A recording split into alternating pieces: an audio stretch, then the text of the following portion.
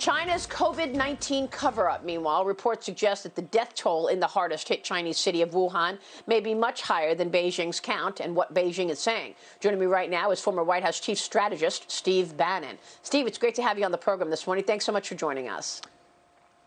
Thanks, Maria.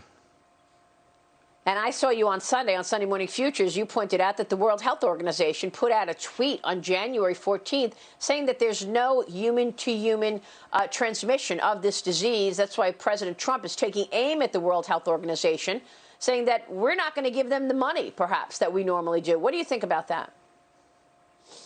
Absolutely. It's even worse than that. The Free Republic of China in Taiwan notified the World Health Organization on January 31st of 2019 they could prove human-to-human transmission on mainland China. And the World Health Organization looked the other way and believed the Chinese Communist Party. President Trump's 100% right to go after the World Health Organization. That's really been a front organization for the Chinese Communist Party in this entire endeavor. However, that's got to be dealt with. But the Chinese Communist Party and their culpability in this is really what has to be addressed.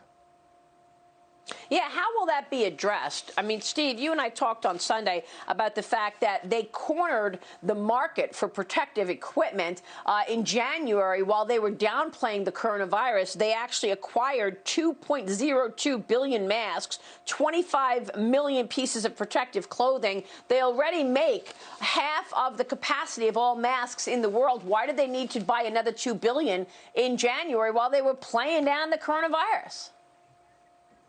Not just playing in, they were lying to people about the human-to-human transmission. They knew they had it. They vacuumed up all the PPE, protective equipment, in Europe, the United States, and Brazil. So later on, they could use it as a strategic advantage to give back to countries to kind of bleed it out like they did with Governor Cuomo. It's unacceptable. This will be proven, and this shows you it's premeditated murder of those doctors and nurses from Italy to South Africa to the United States that died in service to their fellow citizens in their country. The blood is on the hands of the Chinese Communist Party. Yeah, here's what the president said last night to Sean Hannity about the World Health Organization. I want to get your take. Watch.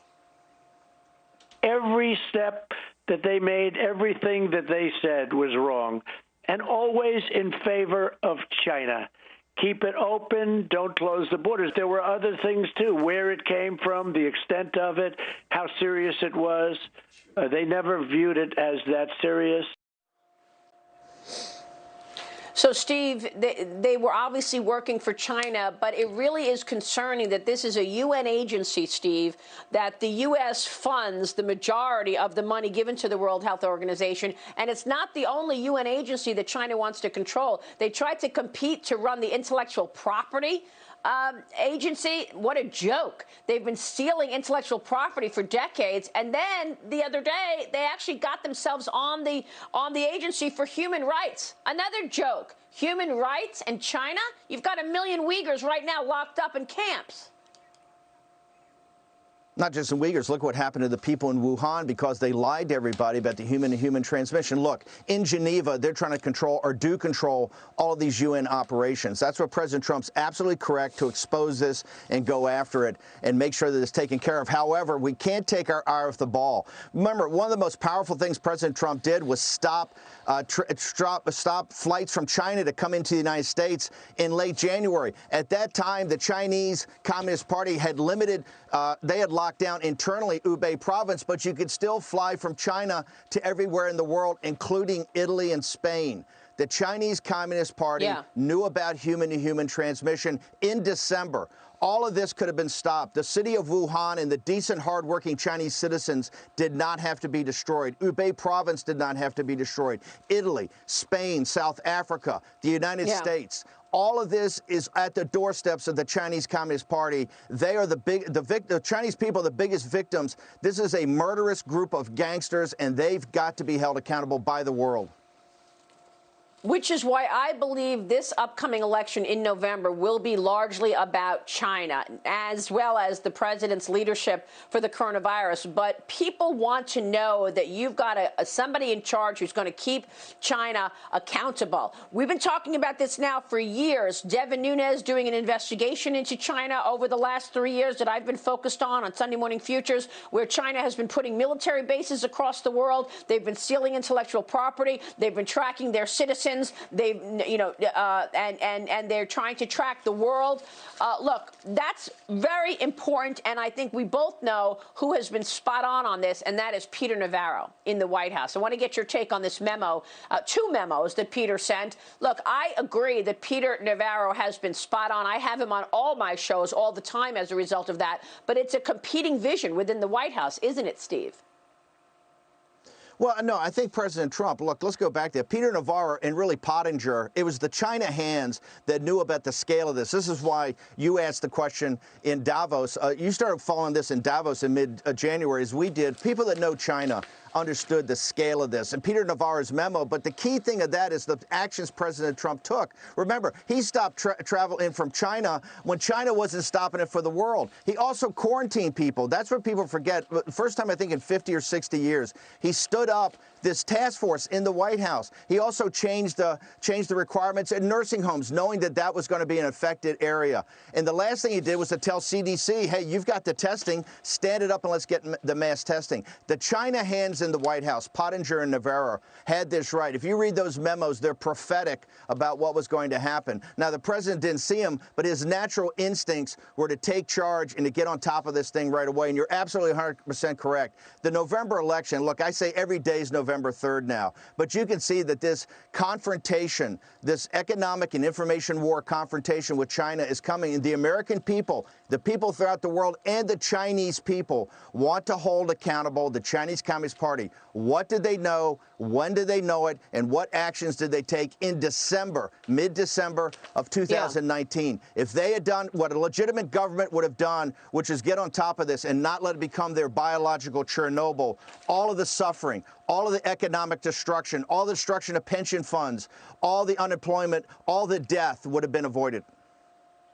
Yeah, well, the other thing that Peter Navarro has been working on is getting the supply chain back to America. And this is another major issue, as you know, Steve. We're getting the majority of our active ingredients for our prescription drugs from China, only to hear them threaten us 2 months ago to say, hey, if you keep playing around with tariffs, then maybe we won't send those prescription drug active ingredients to the United States just when we need them in the middle of a crisis. Navarro has been trying to get companies to get those supply chains back to America. So the question becomes, what the heck is going on with Congress? I recognize this is 3 administrations, Steve, but how long has Nancy Pelosi been in charge? How long has Mitch McConnell been in charge? How come we have so many important critical items that are produced in China, and here we are in a pandemic, and we need those products? What the heck? We're just waking up to this now? Well, listen, people that have followed the China situation for years, and including, President Trump, have seen this as a huge problem. We need actions today. You need all the APIs need to be brought back here. The generic drugs need to be brought back here. Remember, the lobbyists in Washington, D.C. are still fighting Peter Navarro, the Made in America First situation, Buy American. They're fighting it every day. So don't think the lobbyists here are clean. They are all over, still trying to refuse to bring the medical supplies back here, to bring the active pharmaceutical ingredients back here. This is going to be a huge fight. They're not going to give up. Remember, the Wall Street and City of London that finance the Chinese Communist Party and buy into the business model are not going to roll over in this. This is why in November, this is going to be a huge fight. The American people are going to have to decide, do we want a nation that is self-sustaining, or do we want to be a supplicant and a tributary state to the Chinese Communist Party? Yeah, but that's what I'm saying. I mean, the skeptics of the president continue to politicize this. Nancy Pelosi is about to launch another investigation into President Trump to zero in on how he has handled the coronavirus. She's still launching investigations, Steve, and she's missing over and over. I mean, she missed San Francisco. That's her hometown. The homelessness is disgusting there. That's one thing. That's a different conversation for another day. But she certainly missed China while they were looking for ghosts around the Russia collusion narrative. They should have been focused on the real threat. Listen, Look, she's had a long track record of supporting Tiananmen Square and the freedom fighters there. We need to bring the country together on this. We don't need to tear it apart. It's pretty straightforward what happened. It's pretty straightforward that the Chinese Communist Party terrorized their own citizens, and now they're a threat, as this pandemic showed, to all mankind. The Chinese Communist Party, we have to bring the nation together to address this. We have to hold the Chinese Communist Party and their leaders have to be held accountable for what happened in December of 2019 in Wuhan. They have to be held accountable. The whole country has to come together. We don't need investigations. We don't need another witch hunt. We don't need another impeachment investigation. We need to bring the nation together to focus on what the problem is. The problem emanates from Beijing, the Chinese Communist Party, what they've done to their own people, and therefore what they did to the entire world. This has got to be very simple. We got to broom out all the noise and focus on the signal. The signal's the Chinese Communist Party. Real quick, Steve, how do you reopen the economy? You do it in a managed way. We're not going to have a vaccine for a while. I think what has to happen is that Dr. Fauci and Birx have to put out their own model of where we're going on this for the end of April, and we're going to have a managed process. You know, all kind of therapeutic drugs, the antibody testing, mass testing overall. Let's focus on what the metrics are for the end of April, and then open this up in a managed, sophisticated way. The British call it a close-run thing. That's what we need to do. It's doable, but we got to get focused on the metrics now. Steve, it's great to talk with you this morning. Thank you, sir.